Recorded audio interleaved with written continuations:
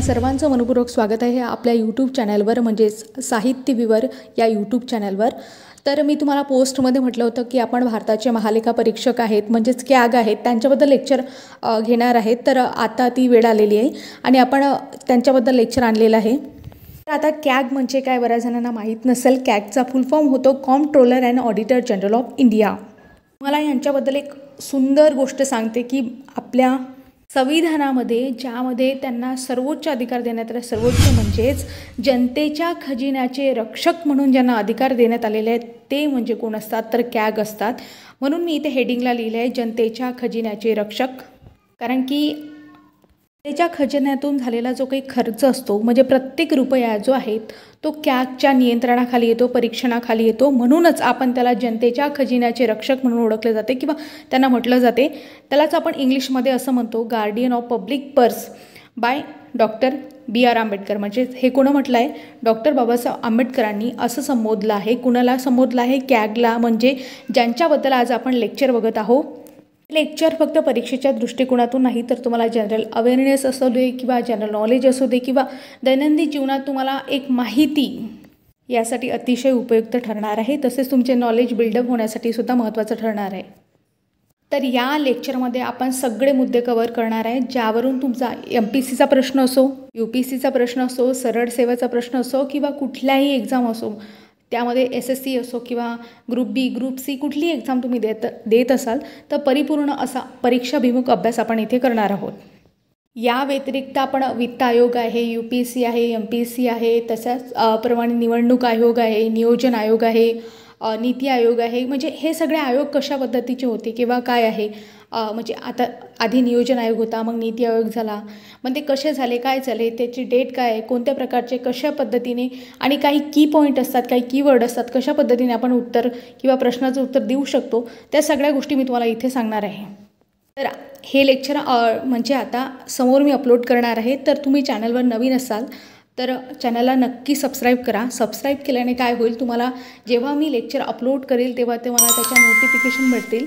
आणि कारण सबस्क्राईब केल्यानंतर किंवा लाईक केल्यानंतर तुम्हाला यूट्यूब काय करत असते त्या गोष्टी तुमच्यासमोर आणत असते। म्हणून मी तुम्हाला म्हणते सबस्क्राईब करा जेणेकरून तुम्हाला याचा फायदा होईल।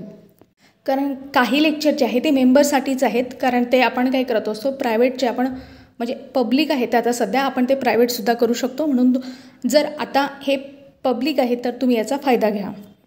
तर सुरुवात करूया आपण आपल्या आजच्या लेक्चरला। याआधी तुम्ही महान्यायवादी आणि महालेखा परीक्षक याआधी तुम्ही महान्यायवादी आणि महाधिवक्ता यांच्याबद्दल लेक्चर बघितलं नसेल तर ते लेक्चर बघा आणि त्याच्यानंतर आता हे लेक्चर बघा। कारण या महालेखा परीक्षक आहे, महान्यायवादी आहेत, महाधिवक्ता आहे, यांच्यावर हमखास प्रश्न असतो म्हणजे असतोच। म्हणून आधी ते पण लेक्चर बघून घ्या। चला तर मग आता सुरुवात करूया आपण आपल्या लेक्चरला। महालेखा परीक्षक यांच्याबद्दल मी तुम्हाला सुरुवातीला एक हेडिंगला सांगितलं की हे काय असतात, जनतेच्या खजिन्याचे रक्षक म्हणून ओळखले जातात। आता आपण एक एक गोष्ट स्टेप बाय स्टेप पाहू। आता हे काय आहे, एक घटनात्मक पद आहे। घटनात्मक पद म्हणजे काय हे मी तुम्हाला आधीच्या याच्यामध्ये सांगितलं की संस्था म्हणजे काय असतात किंवा त्याच्यामध्ये कोणकोणत्या प्रकारच्या संस्था पडतात ते लेक्चरमध्ये दिलेलं आहे। तुम्ही महान्यायवादी आणि महाधिवक्ता यांच्या लेक्चरमध्ये बघू शकता। तर इथे काय सांगितलं आहे, हे घटनात्मक पद आहे। घटनात्मक पद म्हणजे काय असते, ज्याचा संविधानामध्ये उल्लेख आहे असं पद, म्हणजे संविधानामध्ये तरतुदी केलेल्या आहेत असं पद। मग आता संविधानामध्ये आधी तरतुदी नसतील आणि आता ॲड करायचे असतील तर होऊ शकतात का? हो, होऊ शकतात। त्यासाठी घटनादुरुस्ती महत्त्वाची असते आणि घटनादुरुस्तीचे सुद्धा वेगवेगळे प्रकार आहेत। ते घटनादुरुस्तीचे प्रकार कोणकोणते आहेत त्यासाठी सुद्धा आपण एक सेपरेट लेक्चर आणू। तुर्तास इथे म्हणजे आता सध्याचं तुम्ही इथे बघा की आपल्याला भारताचे महालेखा परीक्षक यांच्याबद्दल अभ्यासायचं आहे। आता मी तुम्हाला सांगितलं लॉंग फॉर्म होतो comptroller and auditor general of India. बऱ्याच वेळा कन्फ्युजन होऊ शकते तर लक्षात ठेवा। आता यांचं महत्त्व नेमकं काय आहे, भारताचे लेखा आणि लेखापरीक्षण विभाग प्रमुख असतात हे सार्वजनिक कोशाचा संरक्षक म्हणून मी तुम्हाला म्हटलं जनतेच्या खजिन्याचे रक्षक। ओके, केंद्र आणि राज्य स्तराच्या पूर्व वित्तीय प्रणालीचे नियंत्रक। आता एक गोष्ट लक्षात घ्या, फक्त केंद्र सरकारच्या वित्त प्रणालीचे नियंत्रण करतात का किंवा त्याचं लेखापरीक्षण करतात का? नाही, केंद्र पण करतात, राज्य पण करतात। सगळ्यात महत्त्वाची गोष्ट की यामध्ये संसदेचा प्रतिनिधी एजंट म्हणून हे काम करतात आणि ते संसदेलाच उत्तरदायी असतात। हे तुम्ही लक्षात ठेवा, कारण यावर सरळ सरळ प्रश्न पडलेला आहे. ठीक आहे, समजलं. आपण परत एकदा रिव्हिजन करू.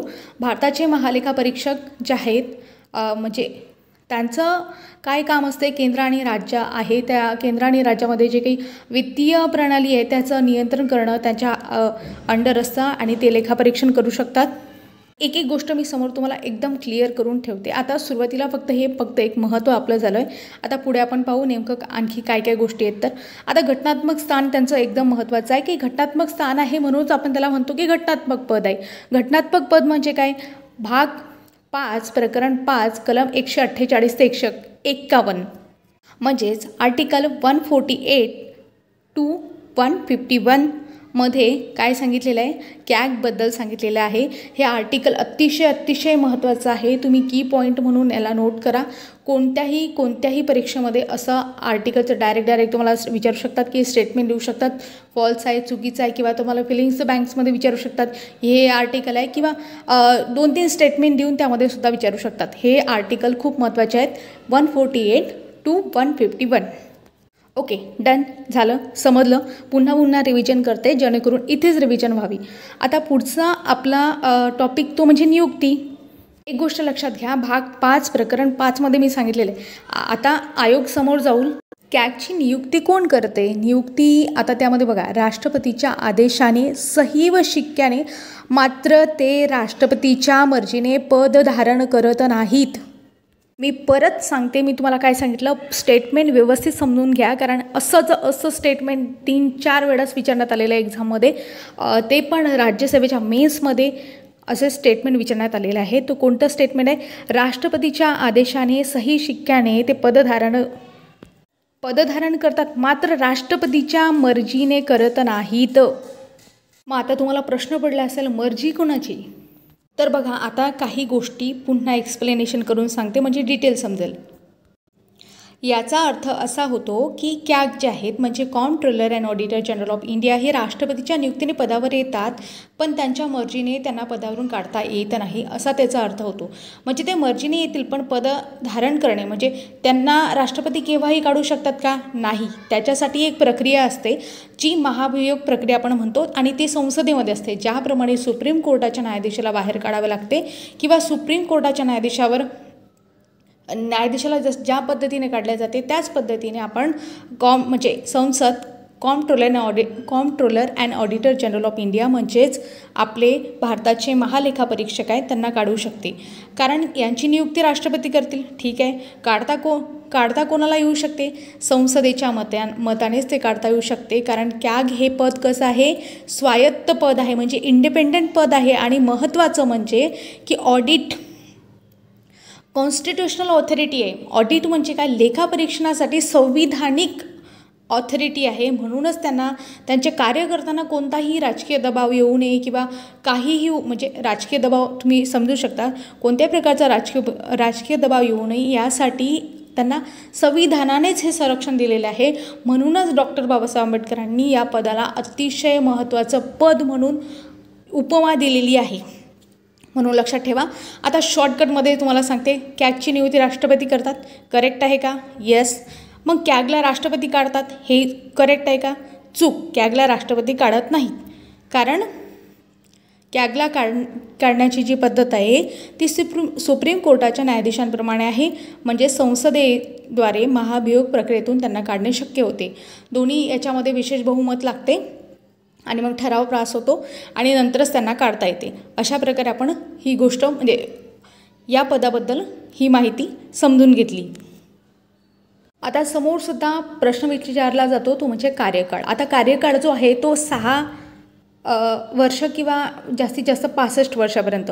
आता यासाठी हे संविधानामध्ये सांगितलेला आहे का हा कार्यकाळ? तर लक्षात ठेवा, हा जो कार्यकाळ आहे तो संविधानामध्ये नमूद नाही. तो कॅग ॲक्ट आहे, त्याच्यासाठी स्पेशल ॲक्ट करण्यात आला होता 1971 मध्ये. त्याच्यामध्ये हा कार्यकाळ नमूद आहे आणि त्याच्यानुसारच कॅगचा कार्यकाळ असतो. तर हे आपण इथे लक्षात घ्यायला पाहिजे, कारण यावर सुद्धा बऱ्याच वेळा प्रश्न विचारले आहेत. आता त्यांची पात्रता काय आहे याबद्दल सुद्धा तरतुदी संविधानामध्ये नाहीत. त्याच्यानंतर आपण बघतो शपथ कोण देतात? तर राष्ट्रपती देतात. आता शपथ त्यांना 3ऱ्या अनुसूचीनुसार देतात. कोण देतात? तर राष्ट्रपती देतात, म्हणून लक्षात ठेवा. वेतन व भत्ते, आता संसदीय कायद्यानुसार मी तुम्हाला काय सांगितलं, संसदेचा प्रतिनिधी आहे, संसदेला उत्तरदायी आहे. तर वेतन आणि भत्ते ठरवण्याचा अधिकार कोणाला? संसदेला. सर्वोच्च न्यायालयाच्या न्यायाधीशा एवढेच त्यांचे वेतन भत्ते असतात. ही एक गोष्ट माहिती असेल की अग्रक्रम तालिका असते आणि अग्रक्रम तालिकेनुसार जे की आपण स्थान डिवाईड म्हणजे स्थानांचं विभागणी करत असतो किंवा स्थानांची एक क्रमनिका ठरवत असतो. तर त्या मानाने कॅग आहे त्यांचं जे क्रमनिका आहे ते सुप्रीम कोर्टाचे जे काही न्यायाधीश असतात, मी तुम्हाला सरन्यायाधीश नाही म्हणत आहे, सुप्रीम कोर्टाचे जे काही न्यायाधीश असतात त्यांच्यासारखीच असते किंवा म्हणजे त्यांच्याच अग्रक्रम तालिकेमध्ये त्यांना स्थान आहे. जसं सुप्रीम कोर्टाचे न्यायाधीश आहे, मुख्य निवडणूक आयुक्त आहेत, UPSCचे अध्यक्ष आहेत की यांचा समावेश 9व्या अग्रक्रम तालिकेमध्ये होतो, म्हणून ही ॲडिशनल गोष्ट आहे, लक्षात ठेवा. मित्रांनो, तुमच्यासाठी एक प्रश्न की आता मला सांगा, अग्रक्रम तालिकेनुसार पहिले 5 जे आहेत पद ते कोणते पद आहेत ते तुम्हाला कमेंट बॉक्समध्ये सांगायचं आहे. जर ते पद कारण पहिले 5 तर आपल्याला माहितीच असायला पाहिजे. तुम्हाला सांगायचं आहे की अग्रक्रम तालिकेनुसार पहिल्या पदांची नावे तुम्हाला सांगायची आहेत. ठीक आहे, कमेंट बॉक्समध्ये नक्की सांगा. तर आता पुढचा आपण घेऊ बडतर्फी. बडतर्फी कोण करते? यांची घटनेत सांगितलेल्या पद्धतीनुसार बडतर्फी होते. मी तुम्हाला सांगितलं जसं सर्वोच्च न्यायालयाच्या न्यायाधीशांना दूर करतात त्याच पद्धतीनुसार यांचीसुद्धा बडतर्फी होत असते. आणि त्यांना जर वाटलं की आता राजीनामा द्यायचा, राजीनामा ते कोणाकडे देतील? प्रेसिडेंटकडे देतील, म्हणजेच कोणाकडे? राष्ट्रपतींकडे देतील. म्हणून लक्षात ठेवा, राजीनामा कोणाकडे? राष्ट्रपतींकडे. बडतर्फी कशी होते? बडतर्फी राष्ट्रपती करतात का? नाही, लक्षात ठेवा, बडतर्फी राष्ट्रपती करत नाहीत, तर घटनेत सांगितलेल्या पद्धतीप्रमाणे म्हणजेच सर्वोच्च न्यायालयाच्या न्यायाधीशांना दूर करण्याच्या पद्धतीनुसार होते. आणि आता समोर पाहू, कार्यकाळ संपल्यानंतर नेमकं काय होते त्यांच्यासोबत ते पण आपल्याला माहिती असायला पाहिजे ना. तर भारत सरकार किंवा राज्य सरकारातील पदावर ते काम करू शकत नाहीत. भारत सरकार किंवा राज्य सरकारातील पदावर काम करू शकत नाही, म्हणून लक्षात ठेवा. आता यांना अधिकार कोणत्या कलमाद्वारे प्राप्त झाले आहेत? कॅगला म्हणजे आपण बघितलं ना की कॅगला लेखापरीक्षण करण्याचा अधिकार आहे. मग तो अधिकार कोणत्या कलमाने त्यांना प्राप्त झालेला आहे? कलम 149 म्हणजे आर्टिकल 149. हे आर्टिकल खूप वेळा विचारलं आहे. मी काय सांगत आहे, हे आर्टिकल खूप वेळा विचारलं आहे, म्हणून लक्षात ठेवा. यामध्ये त्यांना अधिकार आणि कर्तव्य जे काही त्यांच्या सेवा शर्ती आहेत त्या सांगितलेल्या आहेत. त्याचप्रमाणे त्यांचे 1971चा कायदा आहे त्याबद्दलसुद्धा आपल्याला इथे उल्लेख म्हणजे त्यामध्ये 1971च्या कायद्यामध्ये सुद्धा त्यांचे अधिकार, कर्तव्य, सेवा शर्ती याबद्दल सांगितले. आता 1971चा जो कायदा होता ना त्यामध्ये 1976मध्ये दुरुस्ती झाली आहे आणि लेखापरीक्षण आणि लेखा हे 2 भाग वेगळे करण्यात आले होते. आता त्याचप्रमाणे आणखी यांच्याबद्दल माहिती म्हणजे यांचे कर्तव्य आपण पाहू. तर नेमकं कॅग कर्तव्य काय करतात तर मी तुम्हाला आधीच सांगितलं, केंद्र आहे, राज्य आहे, त्यांचे लेखापरीक्षण, त्याचा अहवाल जो आहे तो म्हणजे अहवाल सादर करणे किंवा लेखापरीक्षण करणे हे त्यांचे कामं असतात. वित्तीय प्रशासनामध्ये अतिशय महत्त्वाचे संविधानिक पद आहे, हे लक्षात ठेवा की केंद्र आणि राज्याचा आकस्मिक निधी आहे. आकस्मिक निधीसाठी कोणता आर्टिकल आहे ते पण लक्षात ठेवा. 267 म्हणजेच कलम 267 आणि सार्वजनिक खाते आहे कलम 266 यातून सर्व खर्चाचं लेखापरीक्षण करणं हे कोणाच्या अंडर आहे तर कॅगच्या अंडर आहे. आता तुम्हाला आणखी एक प्रश्न तुमच्यासाठी की सार्वजनिक खाते आहे म्हणजे कलम 266 आहे, या अंतर्गत कोणकोणत्या तरतुदी किंवा कोणकोणते खाते येतात ते तुम्हाला कमेंटमध्ये सांगायचं आहे. जेवढं तुम्हाला शक्य आहे तेवढं सर्च करा आणि सांगा, तेवढीच तुमची रिव्हिजन होईल. आणि आकस्मिक निधी कोणाच्या अंडर येत असतो हे सुद्धा तुम्हाला सांगायचं आहे. राज्याचा कोणाच्या अंडर येतो आणि राष्ट्राचा म्हणजे आपल्या केंद्राचा कोणाच्या अंडर येतो.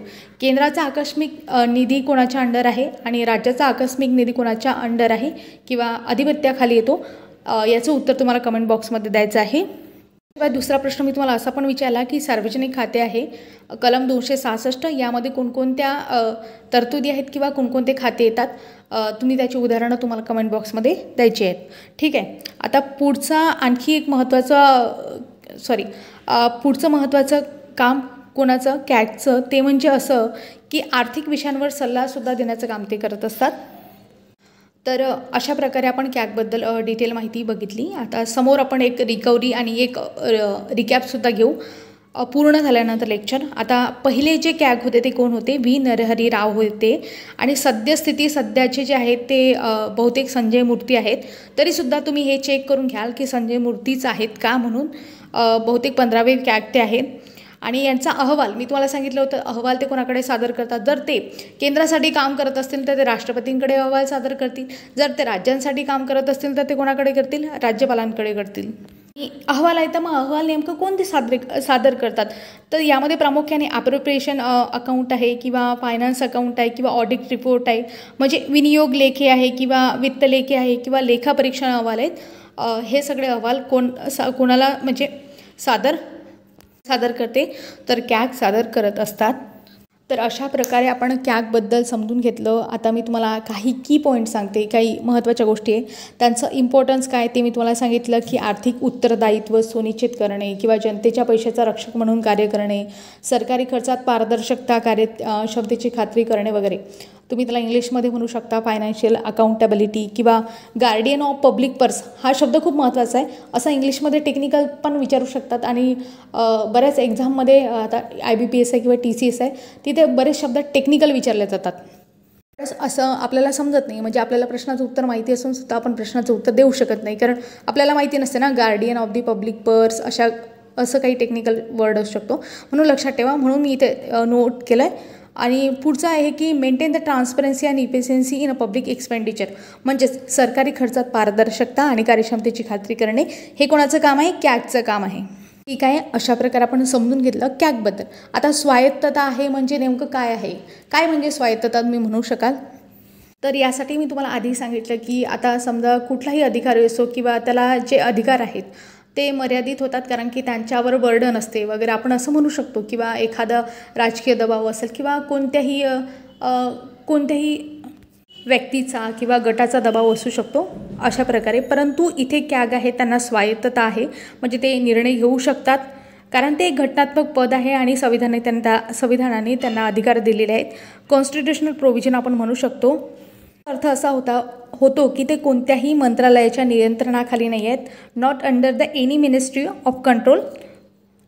कंट्रोल म्हणून लक्षात घ्या. आणि मी तुम्हाला हे जी सेंटेन्स आहे guardian of the public purse by doctor Ambedkar, हे तुम्हाला सांगितलं होतं की डॉक्टर बाबासाहेब आंबेडकरांनी यांना एक सर्वात महत्त्वाचा अधिकारी आणि जनतेच्या खजिन्याचे रक्षक म्हणून उपाधी दिलेली आहे. आता शेवटी आपण हे सगळं लेक्चर समजून घेतलं. आता एक थोडासा रिकॅप घेऊ. रिकॅपमध्ये महत्त्वाचे की पॉईंट मी तुम्हाला सांगते की आर्टिकल 148 ते 151मध्ये कॅगबद्दल सांगितलेलं आहे. कॅगला अपॉइंट कोण करते, म्हणजेच नियुक्ती कोण करते, प्रेसिडेंट करतात. परंतु बडतर्फी करण्याचा अधिकार त्यांना आहे का, म्हणजेच कॅग राष्ट्रपतीच्या शपथ आणि सही आणि शिक्क्याने ते पद धारण करतील, मात्र त्यांच्या मर्जीनुसार पद धारण करतात काय, नाही. कारण त्यांना बडतर्फी करण्याचा अधिकार कुणाला आहे, संसदेला आहे. म्हणजे कसं आहे, विशेष बहुमताद्वारे ते करू शकतात. त्यासाठी काय करावं लागते, महाभियोग प्रक्रिया चालवावी लागते. त्याच्यानंतर ठराव पास केला जातो. जसं सुप्रीम कोर्टाच्या सरन्यायाधीशांसाठी आहे त्याच पद्धतीने. आणि यांचं रिमूव्हल आपण बघितली, म्हणजे बडतर्फी लाईक सुप्रीम कोर्ट जजप्रमाणे आहे. आणि टर्म जे आहे ते 6 वर्ष 65 जास्तीत जास्त 6 वर्ष किंवा जास्तीत जास्त वयाच्या 65 वर्षापर्यंत. आणि हे कुठे सांगितलेलं आहे, संविधानात सांगितलेलं आहे का, नाही. जो कालावधी आहे, टर्म आहे त्यांचा, तो कॅग ॲक्ट आहे 1971चा, तो आपण 1976मध्ये दुरुस्त बंद केला होता 1976मध्ये. तर लक्षात ठेवा 6 वर्ष जास्तीत जास्त पदावर राहू शकतात किंवा 65 वर्षापर्यंत. त्यांची सॅलरी मग कशी असेल, आता मी तुम्हाला सांगितलं बडतर्फी जे आहे ते सुप्रीम कोर्टाच्या न्यायाधीशाप्रमाणे असते. म्हणजेच काय असते की सॅलरीसुद्धा त्यांच्याचप्रमाणे असेल. आणि यांचे रिपोर्ट्स ते अहवाल कोणाला सादर करतात, तर केंद्राचं काम असेल ते केंद्राला करतील, म्हणजे राष्ट्रपतीला करतील. राज्याचं काम असेल तर राज्यपालांना करतील. सगळ्यात महत्त्वाचं हे एक घटनात्मक पद आहे. एवढे जरी ती की पॉईंट तुम्ही लक्षात ठेवले तरी तुम्हाला प्रश्नाचं उत्तर देता येईल. तर अशा प्रकारे मित्रांनो आपण कॅग म्हणजे भारताचे महालेखा परीक्षक आहे यांच्याबद्दल सगळ्या गोष्टी समजून घेतल्या. प्रश्न जे आहेत ते दररोज आपण पोलला टाकत असतो, म्हणून पोल तुम्ही बघू शकता, तिथे प्रश्न सोडवू शकता. याशिवाय समोर आपण PYQ बॅच पण घेऊ, त्यामध्ये पूर्ण गोष्टी किंवा कशा पद्धतीने तुम्हाला उत्तर देता येईल किंवा ट्रिक्स वगैरे लॉजिक आपण सगळ्या गोष्टी कवर करू. तर अशा प्रकारे UPSC MPSC वित्त आयोग नियोजन आयोग बाकीच्या सगळ्या गोष्टी आपण कवर करणार आहोत, त्या पण स्टेप बाय स्टेप. तर हे लेक्चर तुम्हाला कसं वाटलं, विचारलेल्या प्रश्नाची उत्तरं द्या आणि लेक्चर कसं वाटलं हे कमेंटमध्ये सांगायला विसरू नका. तर भेटूया आपण अशाच नवनवीन लेक्चर आणि अपडेटेड माहितीसह पुढील भागामध्ये. तोपर्यंत तुम्हा सर्वांचे मनापासून आभार. धन्यवाद.